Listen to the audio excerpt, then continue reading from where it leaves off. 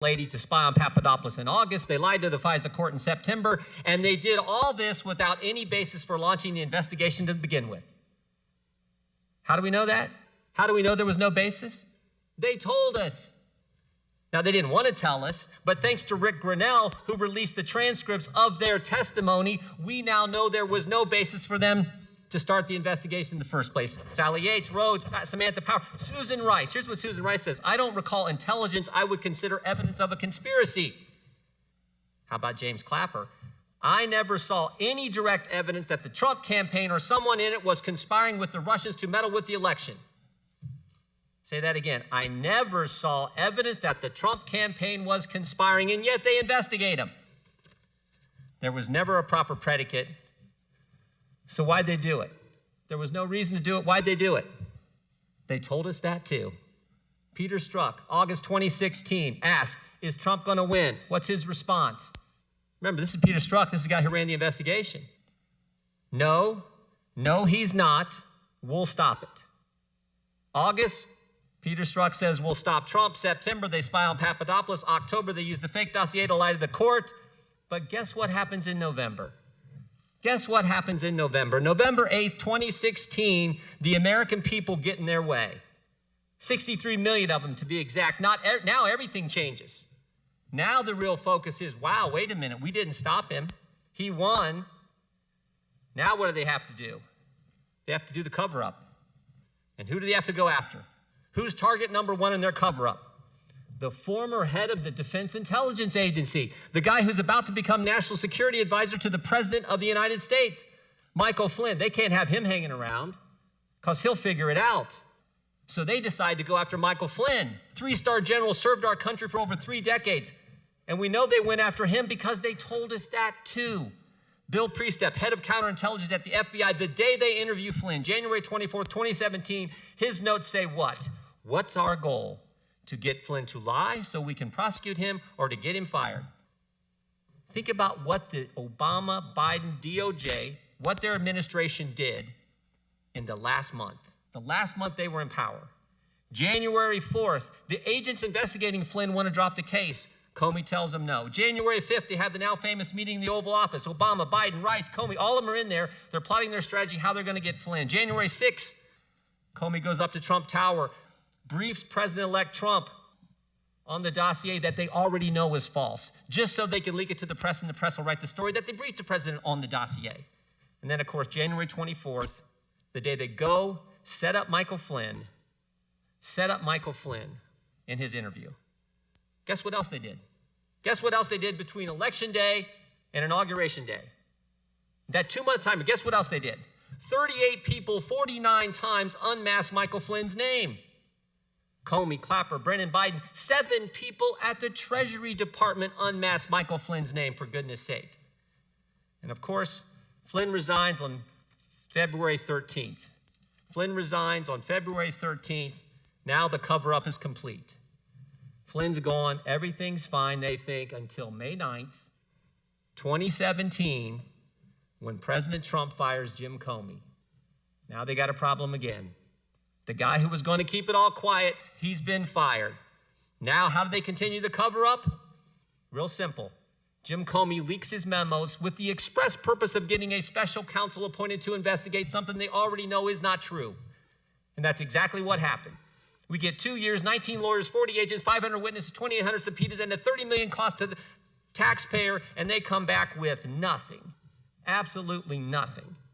And so all they got left is to attack the Attorney General, who had the courage to state the truth right from the get-go, the first time he testifies after he's confirmed. You guys attack him every day, every week, and now you filed articles of impeachment against him. It's ridiculous. He had the courage to do what no one else would do at the Justice Department. Sally Yates wouldn't call it spying. Jeff Sessions wouldn't do it. Rod Rosenstein wouldn't do it. Chris Wray sure as heck isn't going to do it. So, Mr. Attorney General, I want to thank you for having the courage to call it what it was, spying. I want to thank you for having the courage to say we're going to get the politics out of the Department of Justice that was there in the previous administration. And maybe most importantly, and we're going to talk about this in our side on questioning, I want to thank you for defending law enforcement for pointing out what a crazy idea this defund the police policy, whatever you want to call it, is, and standing up for the rule of law. And frankly, we have a video we want to show that gets right to this point. Can we play that video, please?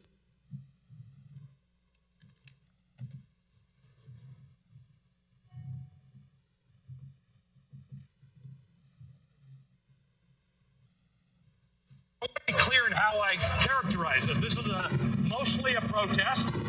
It is not generally speaking unruly. Peaceful protest. Peaceful protesters. Peaceful protest. Peaceful protest. Peaceful protest. Peaceful protest. Peaceful protest. Peaceful protest. Peaceful protest. Peaceful protest. Peaceful protest. Peaceful protest. Peaceful protest. Peaceful protest. Peaceful protest. Peaceful protest. Peaceful protesters.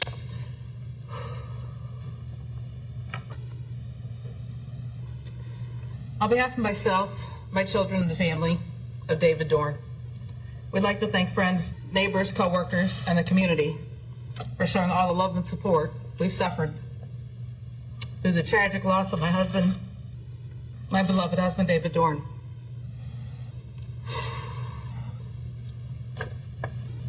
We'd also like to thank St. Louis Metropolitan Police Department for their hard work and perseverance through this investigation, as well as Circuit Attorney's Office.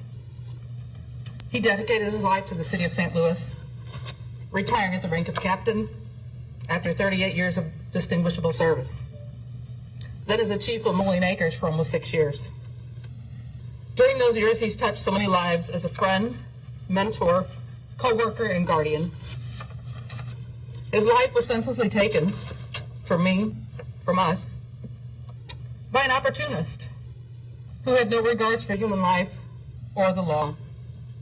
This didn't have to happen, but it must have been God's plan for David.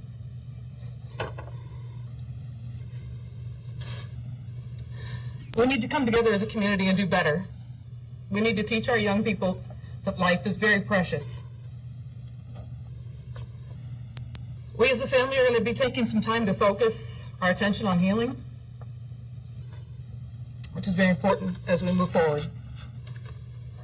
We would like David's legacy to be remembered as a loving husband, father, grandfather, brother, uncle, friend, colleague, and most importantly, a child of God. I'm going to thank you all for coming, and God bless you all.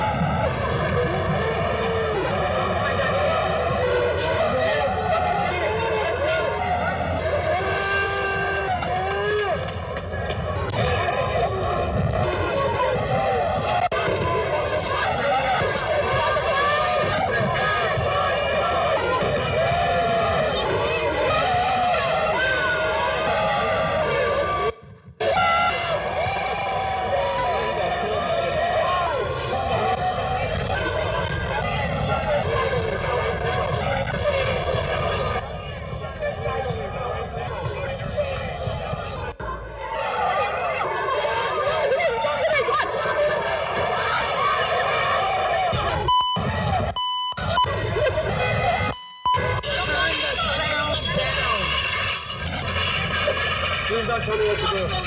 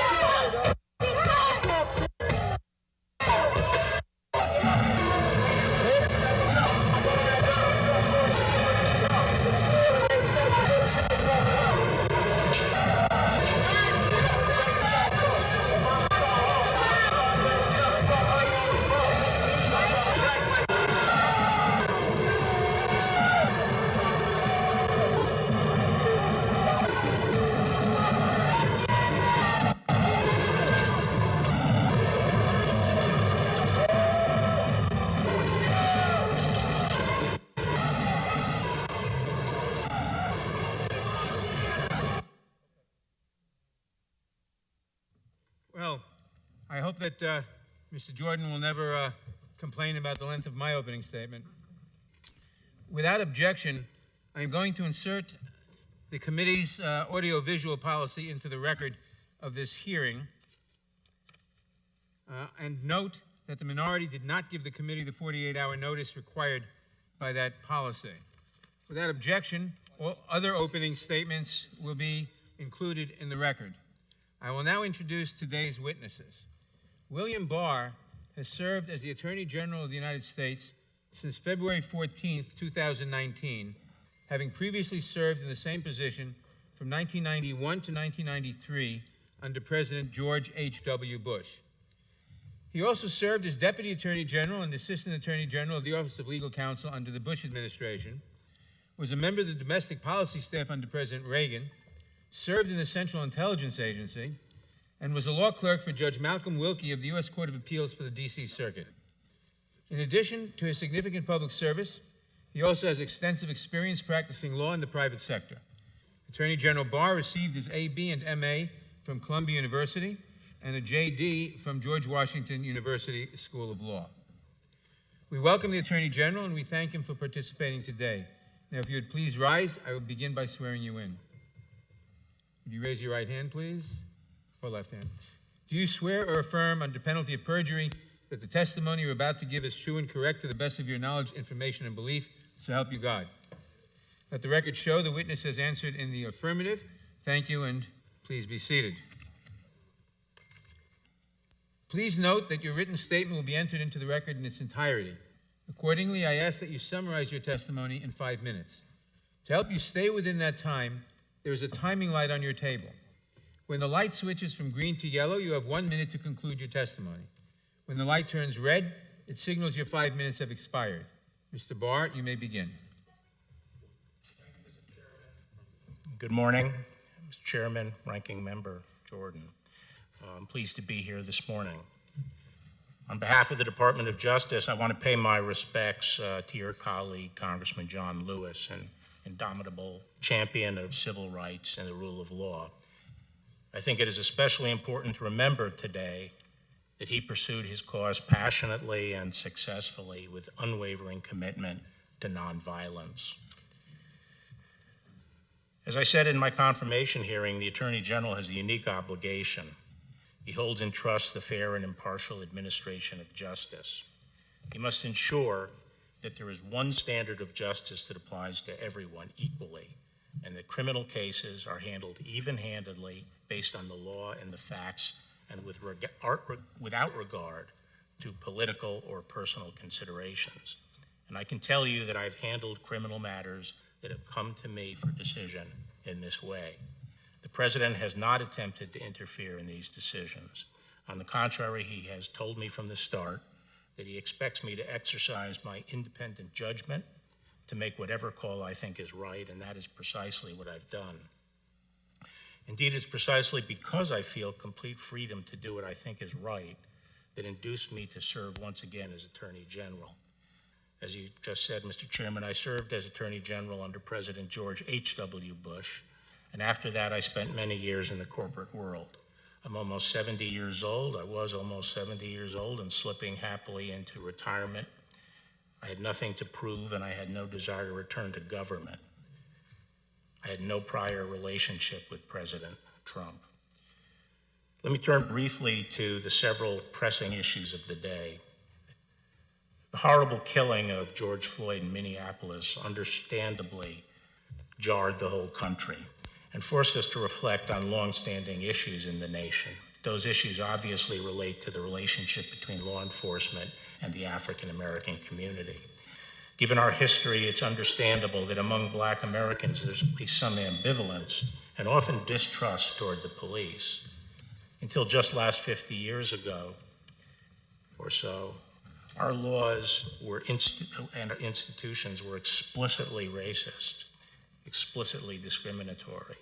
It was not until the 60s that the civil rights movement finally succeeded in tearing down the Jim Crow edifice.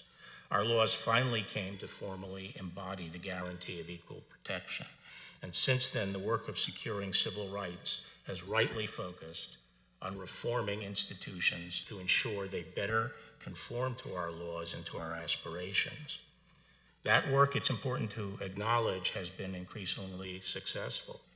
Police forces today are far more diverse than they've ever been. And there are both more Black police chiefs and more Black officers in the ranks. Although the death of George Floyd at the hands of the police was a shocking event, the fact is that these events are fortunately quite rare. According to statistics compiled by the Washington Post, the number of unarmed Black men killed by police so far this year is 8. The number of unarmed white men killed by police over the same period of time is 11. And the overall numbers of police shootings have been decreasing. Nevertheless, every instance of excessive force is unacceptable and must be addressed appropriately through legal process, as is happening now in Minneapolis. But apart from the numbers, I think these events strike a deep chord in the Black community because they are perceived as manifestations of a deeper, lingering concern that in encounters with police, Blacks will not be treated even-handedly. They will not be given the benefit of the doubt. They will be treated with greater suspicion. Senator Tim Scott has recounted the numerous times he's been unjustifiably pulled over on Capitol Hill. And as one prominent Black professional in Washington said to me, African Americans often feel treated as suspects first and citizens second. And I think these concerns are legitimate. At the same time, I think it would be an oversimplification to treat the problem as rooted in some deep-seated racism generally infecting our police departments. it seems far more likely that the problem stems from a complex mix of factors which can be addressed with focused attention over time. And we in law enforcement must be conscious of the concerns and ensure that we do not have two systems of justice. Unfortunately, some have chosen to respond to George Floyd's death in a far less productive way by demonizing the police, promoting slogans like "all cops are bastard," and making grossly irresponsible proposals to defund the police. The demonization of the police is not only unfair and inconsistent with principles of all people should be treated as individuals, but gravely injurious to the inner city communities. When communities turn on and pillory the police, officers naturally become more risk averse and crime rates soar. Unfortunately, we are seeing that now in many of our cities.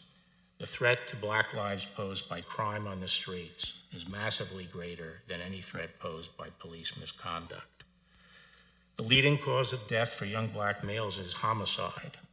Every year, approximately 7,500 Black Americans are victims of homicide.